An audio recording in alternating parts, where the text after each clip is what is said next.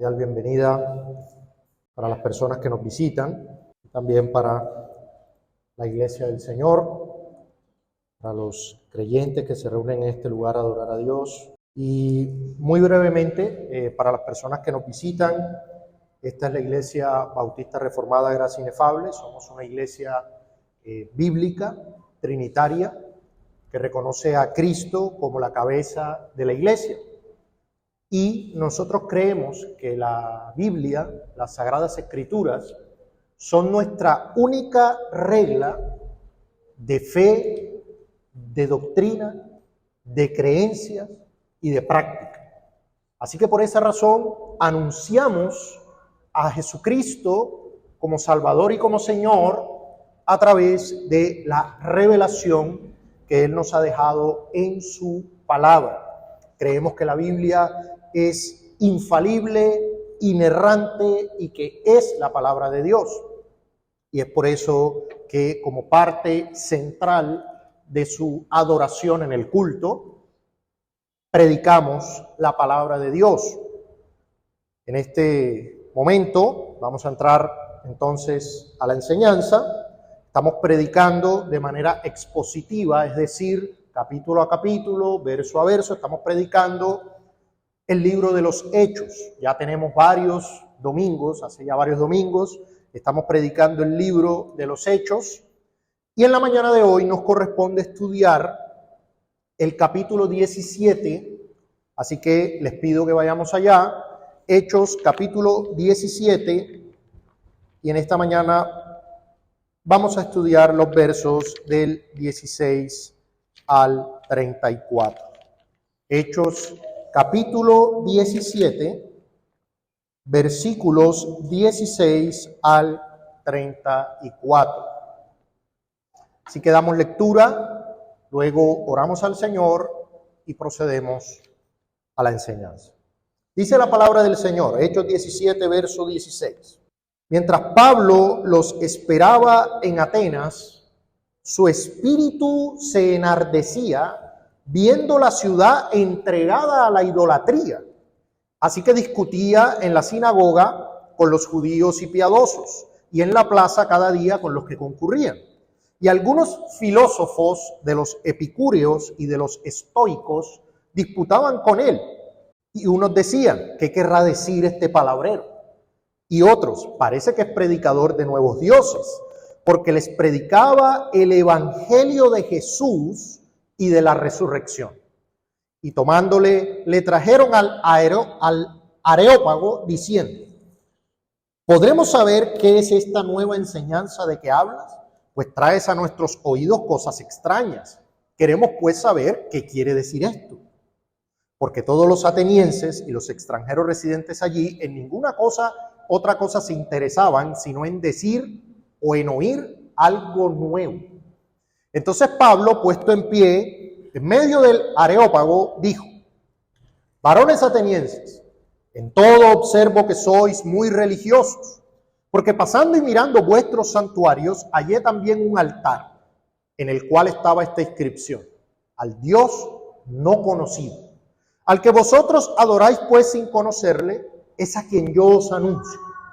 El Dios que hizo el mundo y todas las cosas que en él hay, siendo Señor del cielo y de la tierra, no habita en templos hechos por manos humanas, ni es honrado por manos de hombres como si necesitase de algo, pues Él es quien da a todos vida y aliento y todas las cosas. Y de una sangre ha hecho todo el linaje de los hombres para que habiten sobre la faz de la tierra y les ha prefijado el orden de los tiempos y los límites de su habitación, para que busquen a Dios y en alguna manera, palpando, puedan hallarle, aunque ciertamente no está lejos de cada uno de nosotros, porque en Él vivimos y nos movemos y somos, como alguno de vuestros propios poetas también ha dicho, porque linaje suyo somos. Siendo pues linaje de Dios, no debemos pensar que la divinidad sea semejante a oro o a plata o piedra, escultura de arte y de imaginación de hombres. Pero Dios, habiendo pasado por alto los tiempos de esta ignorancia, ahora manda a todos los hombres en todo lugar que se arrepientan, por cuanto ha establecido un día en el cual juzgará al mundo con justicia por aquel varón a quien designó, dando fe a todos con haberle levantado de los muertos. Pero cuando oyeron lo de la resurrección de los muertos, unos se burlaban y otros decían, ya te oiremos acerca de esto otra vez. Y así Pablo salió de en medio de ellos. Mas algunos creyeron, juntándose con él, entre los cuales estaba Dionisio el Areopagita, una mujer llamada Damaris, y otros con ellos. En el mundo actual estamos rodeados por un sinfín de creencias, prácticas religiosas y filosofías que compiten por la atención y lealtad de los seres humanos. Desde las redes sociales, las pantallas de televisión, las diversas religiones que existen, los nuevos movimientos espirituales, hay una búsqueda de significado, de trascendencia por parte de los seres humanos en todo lugar. Vivimos en una era de pluralismo religioso, en donde la idolatría moderna se manifiesta, ya no como antes, en adoración a pequeñas estatuas de piedra, pero se sigue manifestando de formas sutiles e igualmente poderosas. Al caminar por las calles de nuestro mundo actual, nos encontramos en cada esquina con un templo dedicado a algún ídolo moderno. La fama, el éxito, el dinero, el poder, la belleza, el entretenimiento, ¿sí? Las estatuas de estos dioses modernos se levantan como monumentos al ego y la vanidad, y sus altares son los corazones y las mentes de los seres humanos. En un mundo inundado de información, opiniones y tendencias, ¿cómo podemos discernir la verdad entre la maraña de voces que nos rodean? Miren, los seres humanos, o muchos seres humanos piensan, muchas personas creen que no importa lo que creas, siempre y cuando no le hagas daño a otro, ¿no? Y que al final de cuentas, todas las religiones son lo mismo, porque todas las religiones conducen al mismo Dios y que lo que importa es la sinceridad de tu corazón. Hay muchas personas que creen eso, pero cuando nosotros vamos a la Escritura, cuando vamos a la Biblia, la palabra inspirada de Dios, la verdad de Dios, nos damos cuenta que eso es alejado de la realidad. No solamente no todas las religiones llevan a Dios, no solamente no existen muchos caminos para llegar a Dios, existe un solo Dios vivo y verdadero, existe un solo camino, existe un solo evangelio, existe un solo Salvador. Y el ser humano puede ser ignorante en cualquier tema. Él puede morir ignorando muchas cosas, pero en lo que tiene que ver con Dios y en lo que tiene que ver con la manera como puede ser salvo, ahí no puede ser ignorante, porque eso determinará su destino eterno. Hoy vamos a explorar en la palabra de Dios cómo el apóstol Pablo ministró en un contexto, en una época muy parecida a la nuestra, llena de ideas, de filosofías, de idolatría. ¿Cómo lo hizo? ¿Cambió el mensaje? ¿Se congració con los hombres? ¿Cuál fue el antídoto que llevó el apóstol Pablo a esta sociedad idólatra en estos tiempos? Bueno, eso es lo que vamos a ver hoy en el texto en Hechos 17, versos 16 al 34, donde el apóstol Pablo se encuentra en Atenas, la capital intelectual del mundo antiguo. Así que veremos cómo la soberanía de Dios se manifiesta incluso en medio de la idolatría más arraigada y cómo el evangelio es ese único antídoto que puede sanar esa idolatría, por más profunda que ésta sea. Así que vamos a ver en nuestra enseñanza en esta mañana dos puntos. El primer punto, la realidad de la idolatría, y en segundo lugar vamos a ver el antídoto contra la idolatría.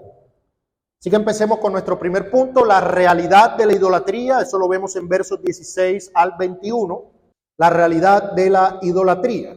Y para comprender mejor el contexto de este relato, es importante considerar algunos detalles relevantes. O sea, para poder entender lo que el Señor en su palabra nos enseña, debemos entender algunas cosas puntuales del contexto histórico, social, cultural, filosófico y religioso de la ciudad donde Pablo está predicando.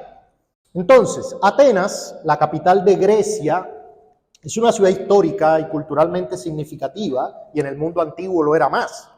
Esta ciudad estaba rodeada por montañas y contaba con una serie de colinas, siendo la más famosa la Acrópolis, donde se encontraban los principales templos y monumentos. Mire, si usted nació en los años 80 y 90 por ahí, estoy seguro que usted debe haber visto el famoso anime Los Caballeros del Zodiaco, y usted recordará ese tema de los santuarios y ese tema de las montañas y demás.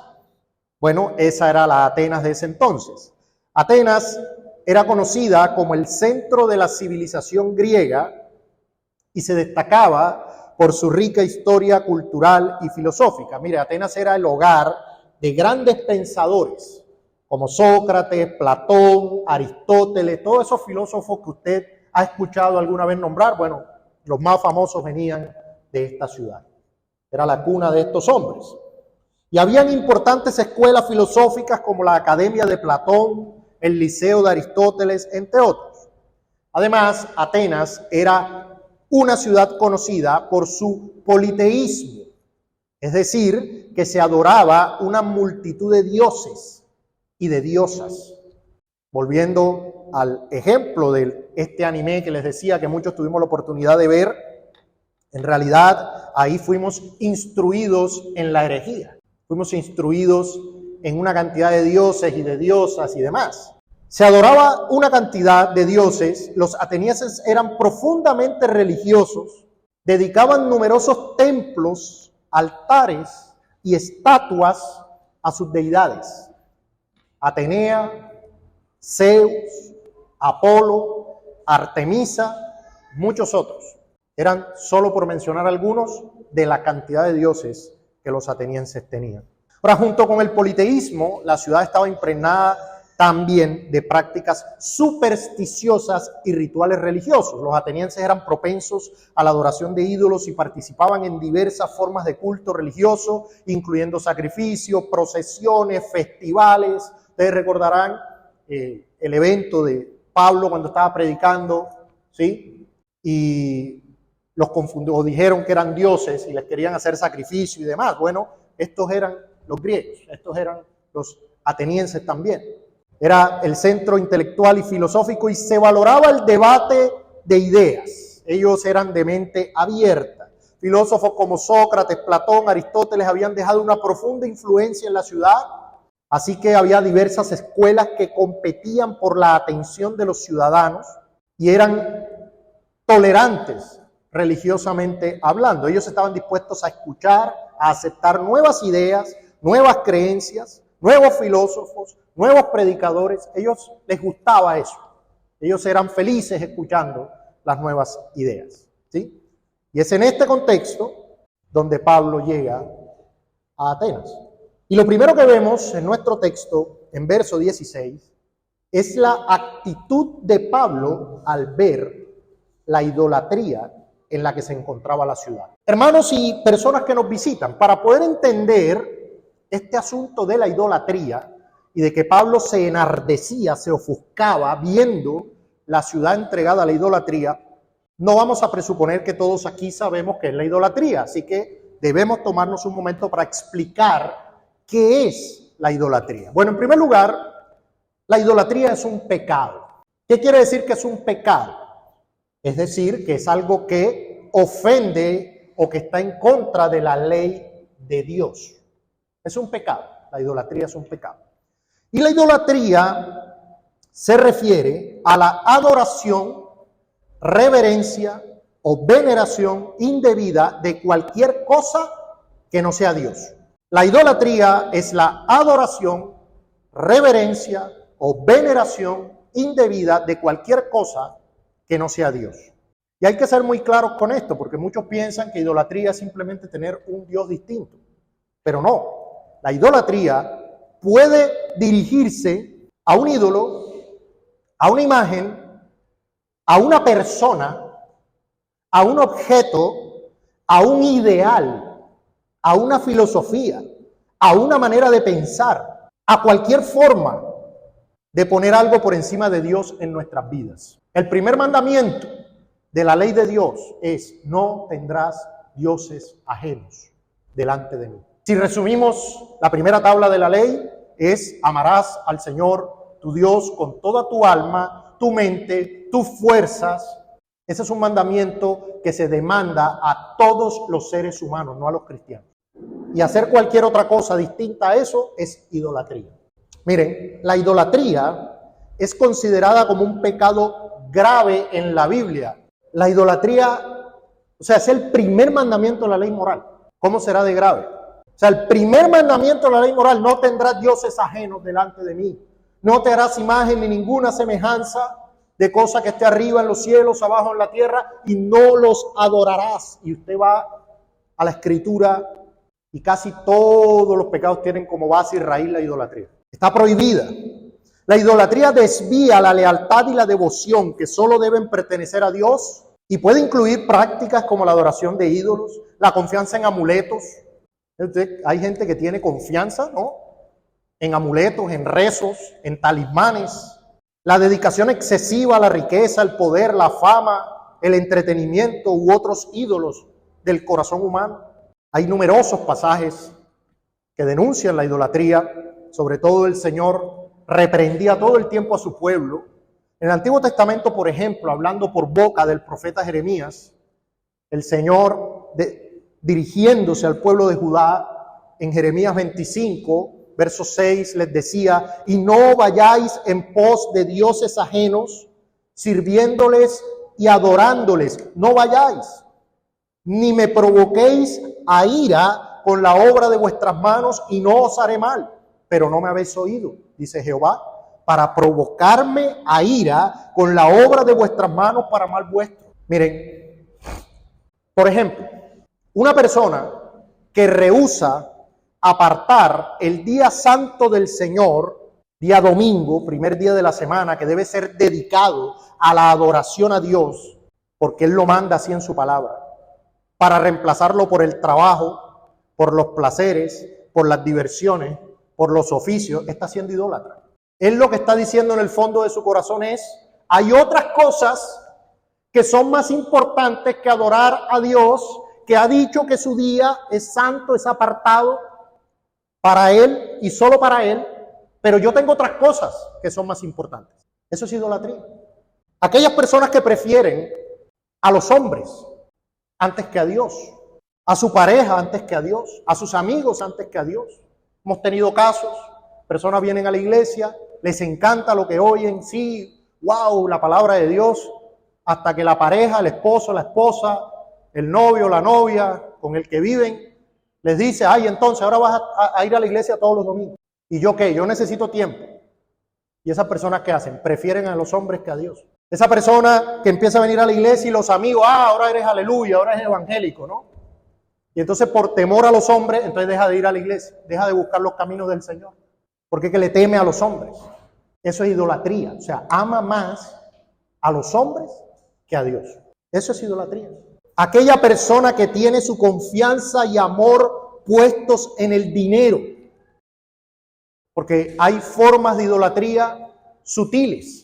¿Cuáles son las formas de idolatría sutiles? Aquellas que se escudan, que se disfrazan de cosas lícitas. Hay hombres adictos al dinero, al trabajo, y lo ponen antes que a Dios, pero como es que hay que trabajar, porque hay que trabajar duro, porque hay que generar dinero. Mire, muchos piensan: no, yo no tengo confianza en el dinero.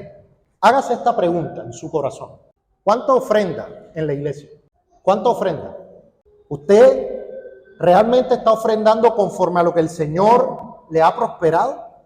¿O trae las moneditas, ¿no? Lo que se encontró ahí en la mesa, lo que se encontró ahí: no, voy a llevar esto, porque le duele ofrendar una cantidad conforme a lo que Dios le ha dado, porque su amor está en el dinero. Porque es que no le duele ir a comer fuera, no le duele comprarse una buena ropa. Ahí la mano se abre por bastante, para viajar, para entretenimiento, ahí la mano se abre. Pero para ofrendar ahí le duele como si le estuvieran arrancando un pedazo del corazón cuando ofrenda. Amor al dinero, eso es idolatría. Aquella persona que lo único que le importa es su bienestar y su salud, que si su salud se fuera, si le diagnosticaran una enfermedad, se le acabó la vida, se le acabaron las ganas de vivir, entonces que ese es su ídolo. Hay personas que aman sus vicios más que a Dios, el trago, la borrachera. Hay personas que dicen, sí, hay un Dios, pero aman tanto su fornicación y su adulterio, andar con mujeres, aman tanto esas cosas, su pecado, que no quieren aceptar que hay un Dios que les demanda obediencia. Hay personas que aman los entretenimientos, los deportes. No, el domingo hay partido de Nacional, ¿cómo que no me voy a ver el partido? Porque Dios demanda que tengo que congregarme. No, el partido. Idolatría. Y hay personas que se postran, veneran imágenes. Hoy pasa, sigue pasando, es idolatría. Permítame citar una frase del reformador Martín Lutero. Dice, la idolatría no consiste solo en adorar ídolos de madera y piedra, sino en cualquier cosa que el corazón ame, tema o confíe más que a Dios. Cualquier cosa que el corazón ame, tema o confíe más que a Dios. Eso es idolatría. Y el llamado de la Escritura es claro. Miren, 1 Corintios 10:14, el apóstol Pablo dice, por tanto, amados míos, huid de la idolatría. Huid de la idolatría. Es un pecado. El apóstol Juan hace lo mismo en 1 de Juan capítulo 5, verso 21. Hijitos, guardaos de los ídolos. Guardaos de los ídolos. Es pecado. Hermanos, si notemos algo interesante. La cantidad de religión que tenga una persona o una nación no la hace más piadosa. La cantidad de religión que tenga una persona o una nación no la hace más piadosa. Los atenienses tenían exceso de religión, pero no tenían la salvación, no tenían la verdad. Ellos no conocían al Dios verdadero, conocían miles de dioses falsos, pero no conocían al Dios verdadero. No, la cantidad de religión que una persona tenga no hace que esa persona en realidad conozca a Dios. Puede ser idólatra. ¿Cuáles son tus ídolos? ¿Cuáles son esos ídolos que te están obstruyendo el camino para venir a Cristo? Cristo es Señor y no compartirá su gloria con nada ni con nadie. No, que es que sí, yo voy a seguir a Cristo, pero esto que tengo aquí al mismo tiempo no. El Señor va a derribar esos ídolos del corazón. Él no va a compartir su gloria. Dios es un Dios celoso. Y usted dirá, ¿cómo así? Eso es algo malo. No, Dios es celoso porque Él es glorioso y es santo. Y si Él es celoso, por lo único que puede ser celoso es por Él mismo, porque es el único que lo merece. Y lo que le pasó a Pablo aquí fue precisamente eso. Tuvo celo de su Dios. La ira del apóstol Pablo era una ira justa. Era una ira provocada por el celo de Dios al ver la abundancia del pecado en la ciudad. Eso enardeció su corazón. De hecho, esta palabra enardeció es la misma palabra que se usa en Hebreos 3 cuando habla de que el pueblo de Israel provocó a ira a Dios en el desierto. O sea, esa es la ira que sintió Pablo. Sí, el 99.9% de la ira que nosotros cogemos es pecaminosa. Pero en este caso no. En este caso era una ira justificada, era una ira santificada. Pero la pregunta es, ¿nos indignamos nosotros como creyentes, y aquí hablo a la iglesia, nos indignamos nosotros al ver lo que ocurre en esta generación maligna y perversa? Cuando miramos a nuestro alrededor, cuando miramos a nuestro contexto, nos indignamos con un celo, con una ira por el Señor, no por nuestro orgullo, por tener la razón o por ganar una discusión, no. Pero nos indignamos por el pecado que vemos. Nos da igual que los hombres se estén yendo al infierno cada segundo. Porque lo que vemos aquí es que Pablo se aira, pero este enardecimiento lo lleva a tomar acción. El verso 17 dice, o comienza con un así que. Ese así que está conectado con la indignación. O sea que es un proceder que viene precisamente de esa indignación. O sea, como estoy enardecido por ver el pecado en el que estamos, entonces ahora voy a hacer esto. ¿Y qué hizo?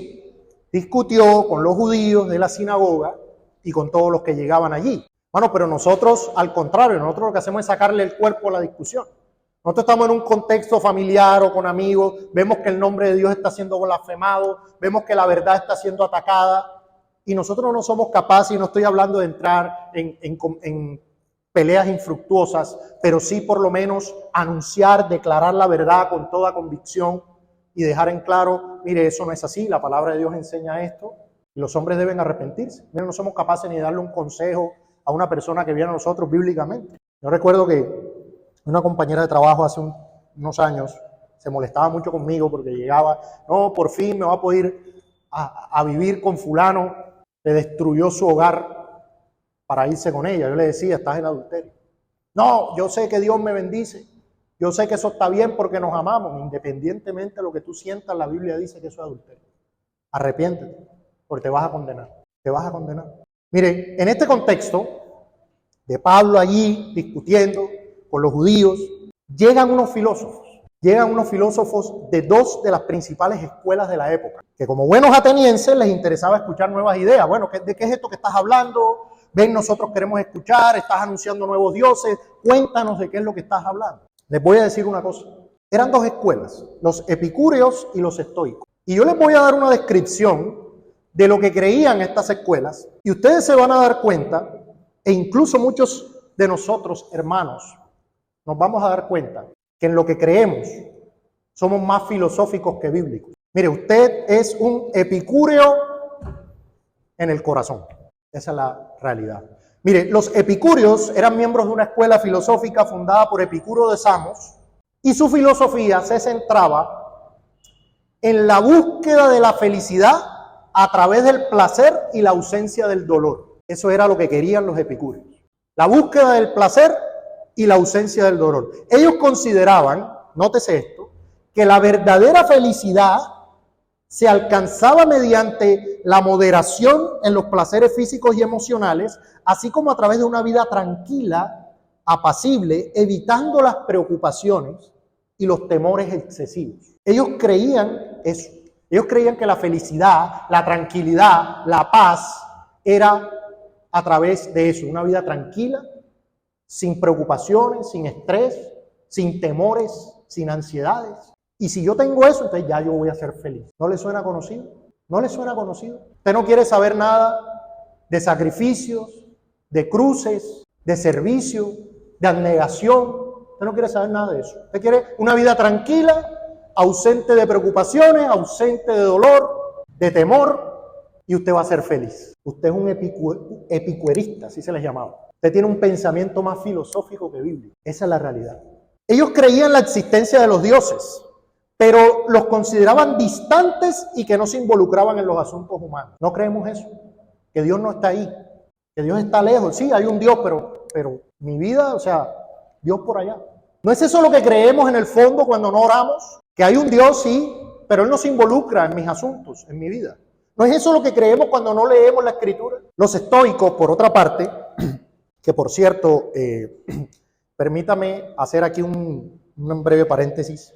Esto está más vivo que nunca. Usted va a YouTube, ahí le salen 10 principios estoicos para vivir mejor. Esto está vivo. Mire, ¿ya sé cuánto fue esto?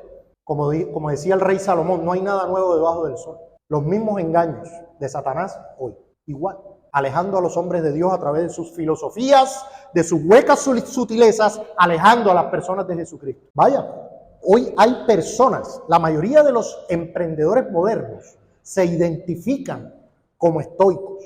No, yo practico el estoicismo. Yo leo a Marco Aurelio, yo leo a esos autores estoicos. Hoy lo vemos. Los estoicos fueron una escuela filosófica fundada por Zenón de Sitio, y esta escuela lo que enseñaba era que la virtud era el bien supremo y que la razón y la naturaleza eran los principios guía de la vida humana. Ellos creían en la existencia de un principio ordenador del universo, o sea, ellos despersonalizaban a Dios de alguna manera y le llamaban el Logos. Por eso era que Juan, cuando escribía, les decía, mire, ese Logos es Dios y ese Logos se hizo carne. Ellos le llamaban el Logos, ellos creían en una providencia divina, creyendo que todo estaba determinado por una razón cósmica. Ellos eran deterministas. Por eso ellos practicaban lo que llamaban el autocontrol y la indiferencia hacia las emociones. Entonces usted ha visto esos memes, hay un meme donde está un carro estrellado y una persona sentada así, y que cuando tienes un accidente pero eres estoico. O sea, eso era lo que ellos creían, que había que ser autocontrolado, indiferente y ya nada en la vida te iba a afectar. Y eso es lo que enseñan las religiones orientales, la meditación, el yoga. Hermano, todo eso son los mismos engaños y las mismas mentiras antibíblicas. Y Pablo, estos filósofos toman a Pablo y lo llevan al Areópago, a una colina roquera. El Areópago era una colina rocosa, entonces ahí arriba, ¿sí?, había una edificación situada al noroeste de Acrópolis en Atenas, y era un lugar importante a nivel religioso y judicial. ¿Por qué? Porque allí se reunía el Consejo de Nobles Ancianos de la ciudad, conocido como el Consejo del Areópago, y allí resolvían asuntos legales, asuntos religiosos, etc. Entonces ahí llevaron a Pablo. ¿Y de qué habló Pablo ahí? Eso nos lleva al segundo punto. El antídoto contra la idolatría, versículos 10 al 15. Pues si viviéramos en esta época, de pronto Pablo hubiese llegado allá, no, miren, ustedes tienen razón, lo que ustedes están haciendo está bien, yo sé que ustedes son sinceros, yo sé que ustedes son honestos. Pero ¿qué hace Pablo? Mire, Pablo predica el evangelio eterno una vez más. Bueno, mire, sean judíos, sean samaritanos, sean griegos, sean hombres, sean mujeres, sean sinagogas, sean el Areópago, sea donde sea, Pablo predicó el evangelio. No hay otro evangelio que este que Pablo predica aquí. Y no hay ningún otro antídoto contra la idolatría del corazón humano que este evangelio. No existe cura para esta idolatría de los hombres, sino el evangelio de Jesucristo que Pablo predica aquí. Pero ¿cuál es este evangelio? ¿De qué es que Pablo habla aquí? Bueno, en primer lugar, notemos que aunque el evangelio es el mismo, el punto de partida de Pablo es distinto que cuando le predicaba a sus pares judíos. Cuando Pablo hablaba con los judíos, Pablo comenzaba presentando el pacto de Dios con Abraham, con Isaac, con Jacob, en donde se prometió una simiente en la cual serían benditas todas las familias de la tierra. Pablo citaba a los profetas que hablaban que esa simiente era un Mesías príncipe que vendría para salvarles de sus pecados, para finalmente apuntar el cumplimiento de todas esas profecías y de todo el pacto en la persona y obra de Jesucristo. Eso era cuando hablaba con los judíos. Pero en este caso, de los atenienses, Pablo toma como punto de partida lo que conocemos como la revelación general. Es decir, Pablo presenta a Dios como el creador del cielo y de la tierra. Miren, todos los seres humanos tenemos algo en común, y es que estamos expuestos día y noche a la revelación general de Dios.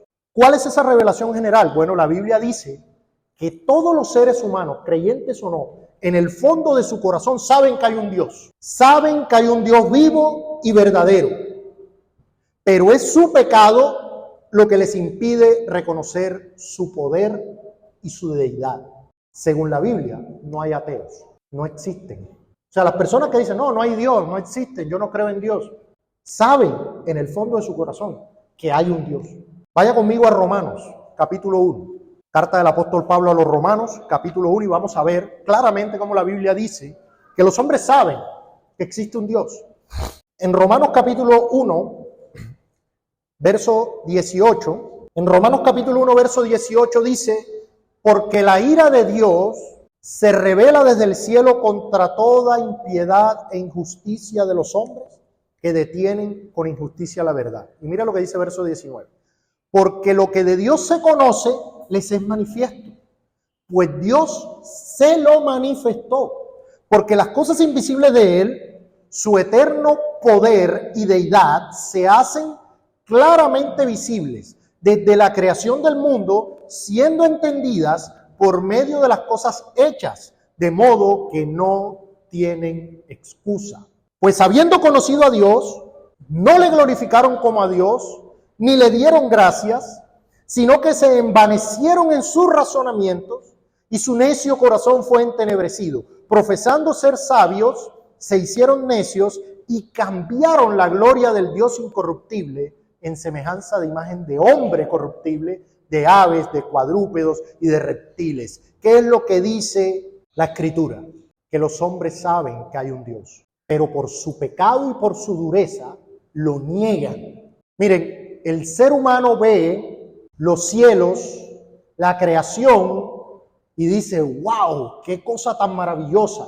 Tuvo que haberlo creado el sol, tuvo que haberlo creado la luna, tuvo que haberlo creado el pájaro, el hombre con cabeza de pájaro. Es su pecado el que lo lleva a eso. Y en el mundo moderno, mira el universo, tuvo que haberse creado solo. Eso es una explosión que de la nada ordenó todo. Ese es el hombre. ¿Pero por qué? Porque reconocer que existe un Dios implicaría reconocer que hay que darle gloria, que hay que adorarlo y que mi vida debe ser para servirle. Pero como yo no quiero eso, entonces prefiero hacerme una estatua con cabeza de pájaro que no me va a exigir nada de eso, que me va a exigir cosas que son más fáciles para mí, ¿no? Llevarle un sacrificio, llevarle una ofrenda, sí, pero mi obediencia, mi vida es mía. Yo soy mi propio Dios y hago lo que quiero. Esa es la idolatría del corazón humano. Pablo hiere el orgullo ateniense diciéndoles que Dios no habita en templos hechos por hombres. Miren, las imponentes edificaciones de templos eran el orgullo de los atenienses. Ellos, sus templos eran su orgullo. ¿Y qué les dice Pablo? Dios no está ahí. Dios no habita ahí en esos templos. Pablo les habla de la suficiencia de Dios en sí mismo.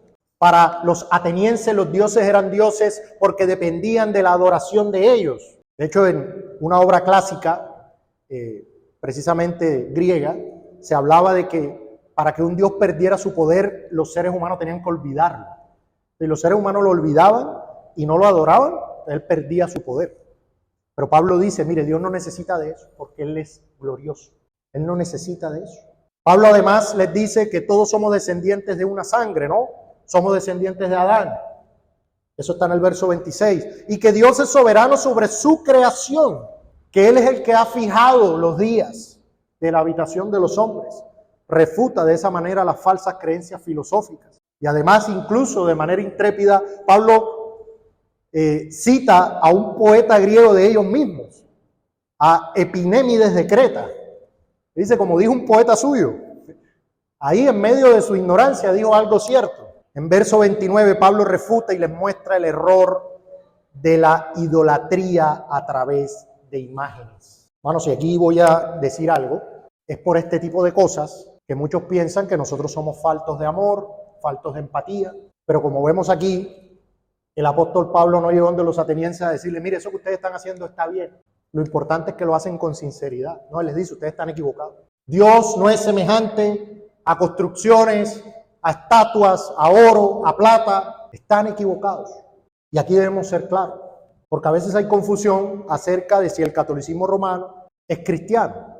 Y permítame decirles que a la luz de la palabra del Señor, que es la verdad, no a la luz de lo que nosotros pensamos, a la luz de lo que vemos, por ejemplo aquí, el catolicismo romano es un sistema falso, es un sistema herético, corrupto, que no enseña la verdad. Porque es un sistema que cree, enseña y practica la adoración, la veneración y la honra de imágenes. Esa es la realidad.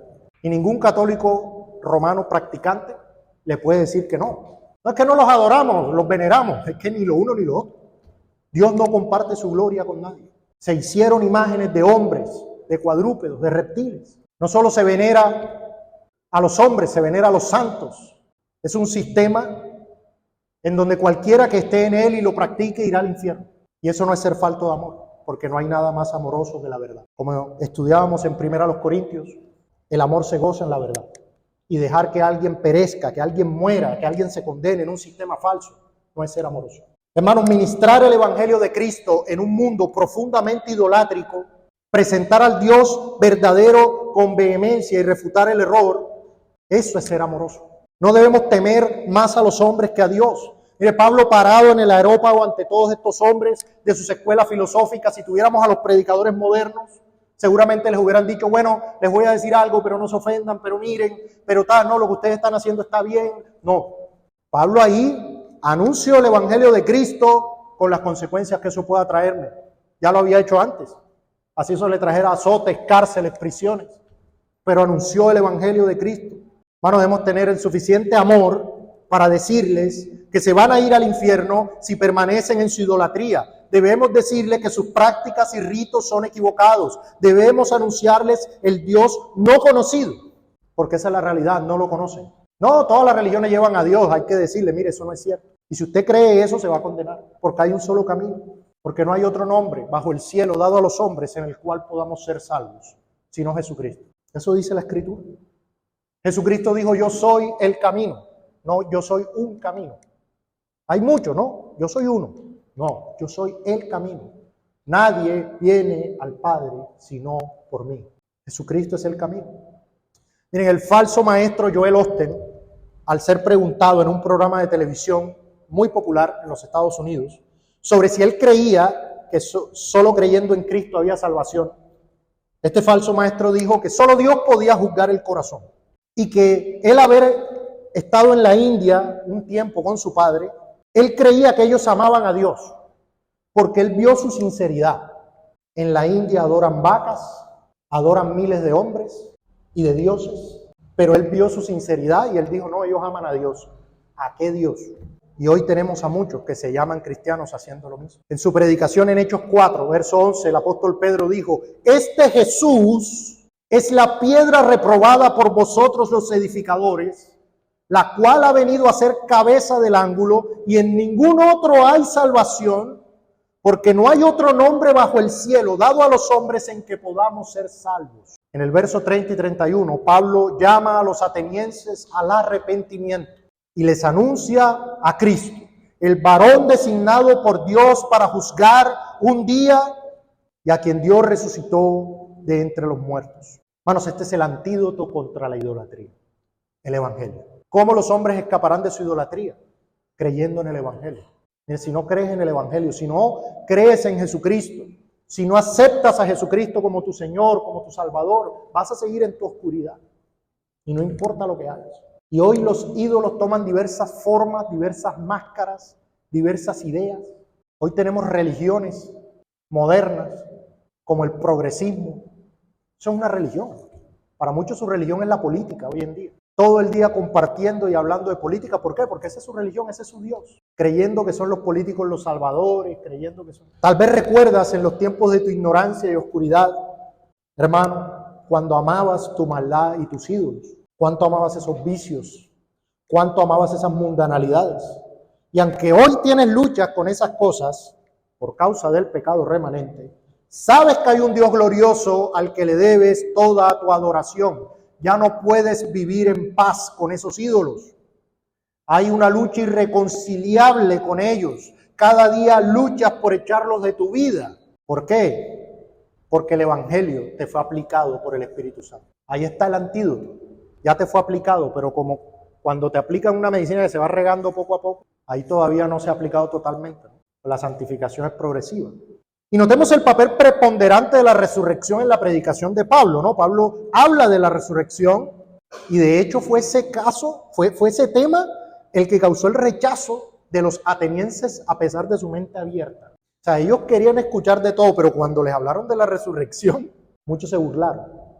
Bueno, y la resurrección es la prueba irrefutable de que Dios vindicó la obra de Jesús, de que Dios aceptó su sacrificio por los pecados de los que creen en Él.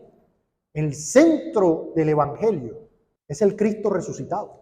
Y eso es lo que anunciamos aquí, eso es lo que predicamos aquí. Primero los Corintios 15, verso 1, Pablo dice, además os declaro, hermanos, el Evangelio que os he predicado, el cual también recibisteis, en el cual también perseveráis. Ahora, ¿cuál es ese evangelio? Porque primeramente os he enseñado lo que asimismo recibí. Que Cristo murió por nuestros pecados conforme a las Escrituras y que fue sepultado y que resucitó al tercer día conforme a las Escrituras. Jesucristo está vivo, es el Señor y un día vendrá en poder y gloria a juzgar a los hombres. Y el trono será puesto y tú tendrás que comparecer frente a Él. Pero si crees en Él, si te arrepientes de tus pecados, serás perdonado, serás justificado y tendrás vida eterna y salvación. ¿Cuáles son las reacciones que vemos ante la predicación de Pablo? Las mismas que vemos hoy. Unos se burlaron, hay unos blasfemos que se burlan, están locos, esto, lo otro. Hay otros que escuchan, pero que posponen. No, pues ya te escucharemos después, sí, me pareció interesante. Después hablamos. Después te escucho. Pero otros, finalmente, ¿qué? Creyeron. Se arrepintieron de su idolatría, se arrepintieron de su maldad y creyeron en el Cristo resucitado.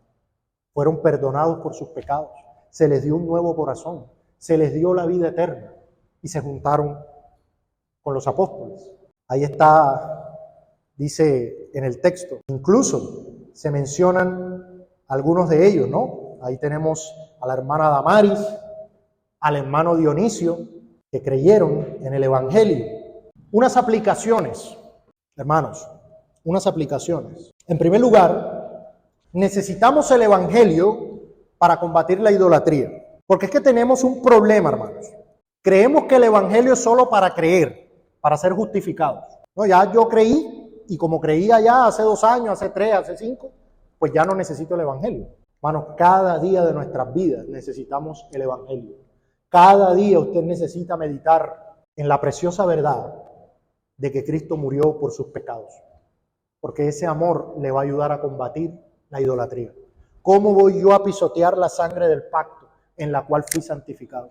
¿Cómo voy yo a pecar en esos viejos ídolos por los cuales mi Señor Jesucristo murió? ¿Cómo voy yo a seguir haciendo esto? ¿Cómo voy yo a seguir en esas mundanalidades? ¿Cómo voy a seguir yo en esas maldades? Cuando mi Señor Jesucristo murió por mí, pero no meditamos en el Evangelio, no reflexionamos en el Evangelio. Y el Evangelio es necesario en la lucha diaria. De hecho, cuando usted va a Efesios, al texto de la armadura de Dios, ¿qué se menciona? El Evangelio de la paz. Ahí está. Usted lo necesita. Usted mira a Cristo y usted dice, yo no puedo seguir en esas idolatrías. Mi Señor merece toda mi adoración, toda mi honra. Merece que yo le glorifique. El Señor no quiere 15 minutos diarios de mi tiempo. Mi Señor quiere mi vida entera. Mi mente, mi corazón, mis pensamientos, mis acciones, mi alma, mis caminos están delante de Él. Él no quiere 15 minutos en la mañana y 15 minutos en la tarde. Él no quiere una lectura superficial en la mañana y una oración de 3 palabras en la noche. Él quiere mi vida. Él es mi Señor. Eso es lo que te va a ayudar con la idolatría.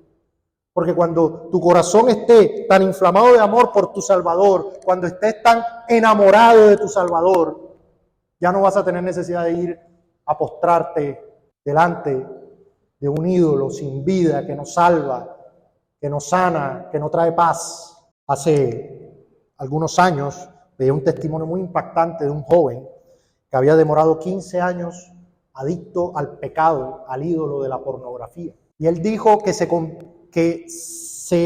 concentró tanto en quitar ese pecado de su vida que el pecado se le volvió un ídolo. Pero que cuando se concentró en su Salvador, en conocer más a su Salvador, en amar más a su Salvador, el amor por el ídolo fue perdiendo poder hasta que llegó un momento en donde fue quitado de su vida. Porque su Señor era tan precioso, tan hermoso para él, que ya no tenía necesidad de ningún ídolo. En segundo lugar, nuestra reacción a la idolatría es un indicador de nuestro amor por Dios. ¿Por qué Pablo reaccionó tan enardecido al ver el pecado? ¿Porque lo estaban ofendiendo a él? No, porque estaban ofendiendo ¿a quién? A su Dios. Entonces, lo que nosotros sintamos en nuestro corazón por causa del pecado contra Dios es un indicador de cómo está nuestro amor por Dios. ¿A usted no le importa que el mundo esté perdido en idolatría? ¿Le da lo mismo? Bueno, al final ya yo me salvé, ¿no? El mundo que se pierda. Si esa es su reacción, usted no ama al Señor, porque el que está siendo ofendido es el Señor. Mire, si usted está con su esposa y alguien viene y la ofende, ¿usted qué siente? ¿Usted qué le da? Entonces, si usted está tan comprometido en su amor por Dios, ¿qué va a pasar cuando su Dios sea ofendido? ¿Ya? Aborrezco, decía el salmista, a los que hacen iniquidad. Los aborrezco. No, pero el salmista, ¿cómo así que los aborrezco? No, era una ira porque estaban ofendiendo a Dios. Y eso sin contar cuando usted va a la Escritura y ve casos, por ejemplo, como el de Fineés, en el Antiguo Testamento, cuando vio lo que estaba pasando contra su Dios. ¿Y sabe qué dice el Señor? No, yo voy a detener la mortandad porque Fineés tuvo celo. Por eso voy a detener mi juicio. Así que por eso solamente van a morir 24,000. Pero si no hubieran muerto, quién sabe cuánto. Muchas veces, por el celo y el compromiso de un justo, el juicio puede detenerse. El juicio puede parar. Somos la sal y la luz. Usted comienza a actuar, a predicar, a hablar, a esto, los contextos donde usted esté comienzan a mejorar. Ya usted no ve ese juicio de Dios tan tremendo sobre un lugar. A veces el Señor bendice un lugar solo porque hay un justo ahí que tiene celo de Dios. Usted ve a José, Llegó allá donde en Egipto la idolatría, pero como el Señor bendecía a José, entonces la casa de Potifar y Potifar, todo eso, bendición ahí. En tercer lugar, debemos ministrar y evangelizar sin importar el contexto. Debemos anunciar la verdad en medio del error sin importar la opinión de los hombres. Mire, Pablo no cambió su discurso, el evangelio. Hoy en día el evangelio es políticamente incorrecto porque ofende. Como la verdad hoy es relativa, entonces usted no puede llegar diciendo que hay una verdad absoluta. Y eso debe pararnos de predicar el evangelio, no, usted tiene que seguir predicando. Su compromiso y su fidelidad es con Dios, no con los hombres. Y si los hombres se ofendieron, pues, ¿qué hacemos? Debemos ser amorosos, sí, pero debemos ser firmes en predicar el evangelio. Otra aplicación muy clara, hermanos, y es que debemos arrepentirnos de nuestra idolatría. Debemos arrepentirnos de nuestra idolatría. Es un pecado que ha ofendido a Dios. Y hemos vivido en ese pecado haciéndonos ídolos de todos los tipos. Hoy en día, su celular, las redes sociales son un ídolo. Por una sencilla razón, pasa más tiempo en ellas que con el Señor. Es lo primero, decía el pastor Paul Washer en cierta ocasión. ¿Usted quiere saber cuál es su Dios? ¿Qué es lo que gobierna su mente en el día a día? Cuando usted se levanta, ¿qué es lo primero que busca? Uy, la palabra, un nuevo día, ¿no? Vamos a buscar al Señor. No, usted lo primero busca el celular. Enseguida ahí, Facebook, Instagram. ¿Ese es su Dios? Ese es su Dios. Eso es idolatría, hermano. Tenemos que arrepentirnos de eso.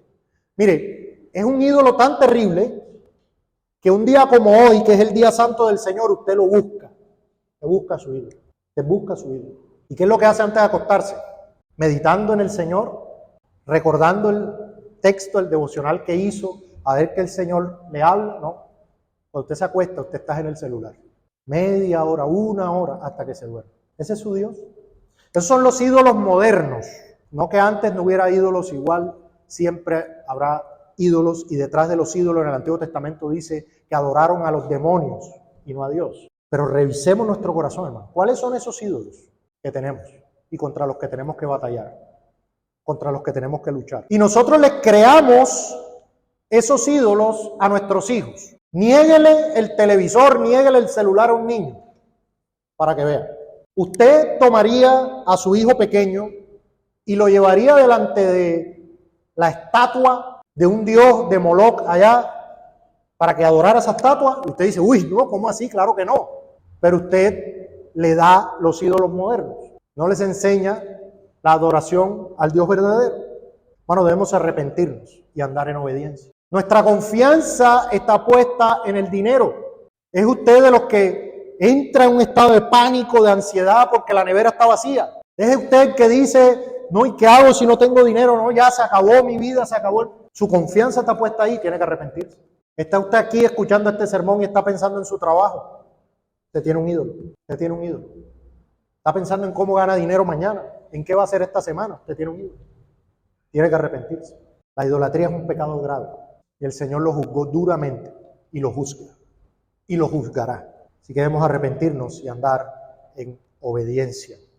Finalmente, encontraremos diversas reacciones al evangelizar y eso no debe ser extraño. ¿Sí? Encontraremos al que se burla, encontraremos al que escucha pero dice después te oigo, y encontraremos al que se arrepiente por la gracia. Así que eso no debe movernos. Nuestra labor es anunciar a Cristo, anunciar el evangelio y llamar a los hombres al arrepentimiento. Así que Dios nos ayude, hermanos, a ministrar en medio de esta generación idólatra con toda valentía, pero también con amor por las almas, y que al mismo tiempo nos ayude a nosotros a mortificar nuestro pecado de idolatría.